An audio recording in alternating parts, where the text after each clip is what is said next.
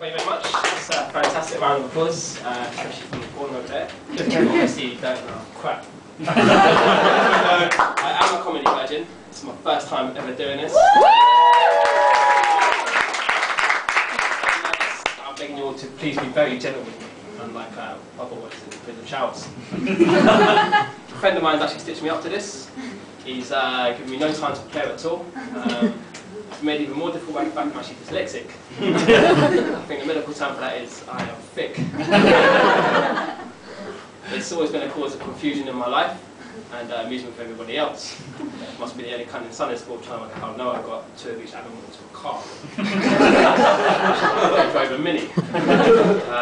Simple stuff as well, like what you guys take for granted can take me hours and hours and hours. Passport application is a good example. Sounds straightforward, yeah? Your name, Alan Ian Wood, date of birth, it's not a problem. Occupation, okay, I have a dictionary on standby for more complicated things. Bum, no worries. Pack it up, send it off. Really excited to see it arrive 2 weeks later. I mean, I had a holiday before it up in a week's time. Thought, sweet, job done. One slight hitch is I'm now known to the authorities as Mr. Anal. Mr. Anal, I would. I'm getting into America, but went down a treating on Compton Street when I used to find I don't know if anyone's not familiar with Old Compton Street, but for those who aren't, it's full of nothing but sex shops, gay bars, and skaghead women wanting a date for the money. One came up to us once, typical skaghead women. She's skinny, she's pale. When she talks, the scabs fall off her face. Honestly, revolting and disgusting, I have to admit. So I had my first ever sandpaper blowjob. Honestly, it wasn't as bad as you think. It was actually quite good, and it only cost a £5.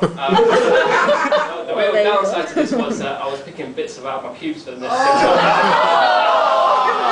I wouldn't recommend that, but I'm wondering why I don't get a straight guy like myself down on Compton Street in the first place. But let me explain, I used to be a postman, and the guy that was doing the route was off for a week, so for 1 week I had to cover his act. I used to cover his street. And it was probably the worst week of my life. It was absolutely horrible. Nothing fun about 11 o'clock in the morning, Saturday, delivering post to sex shops and gay bars. So, take the gay bar for example, you walk in and it's devoid of life, you know, there's a bunch of old guys in there and that's it. But they're not sitting together, you know, they're sitting separately. There's guys over there, one over there, one over there, one over there, and they're like a bunch of leathery old predators, you know, waiting for their moment to strike. That moment being when a young postal worker comes through the door, it's always going through my mind. I have to admit I was extremely intimidated by this, and even more so by the guy in the corner that was dribbling from his cock. I wanted to get the hell out of it straight away. I wanted to run, but I had a job to do. I had to deliver a post at the bar. So I've approached a barman who's a typical foreign guy, you know, bleached blonde hair. He's got stud here, metal here, sailor's uniform. Then I mentioned he was gay, and I've gone to give him the post, and I've done probably the worst thing that you could do in this situation, other than show my passport, obviously. I've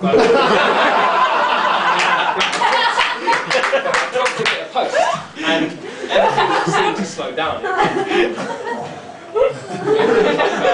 I dropped bubble soap in the shower that time, making its way towards the floor, and everyone is now watching this bit of post, and it's hit the floor, and it's gone. So I'm looking down at the post and I'm completely horrified, and I've looked up at the barman who's wink and a smile, and this anticipation of what I now have to do. So I've bent down to pick up this piece of post, and I can feel the eyes burning into the back of me. And it was so intense, the heat, that it felt like I'd been shagged by a blowtorch. But I've got to go, and thanks very much.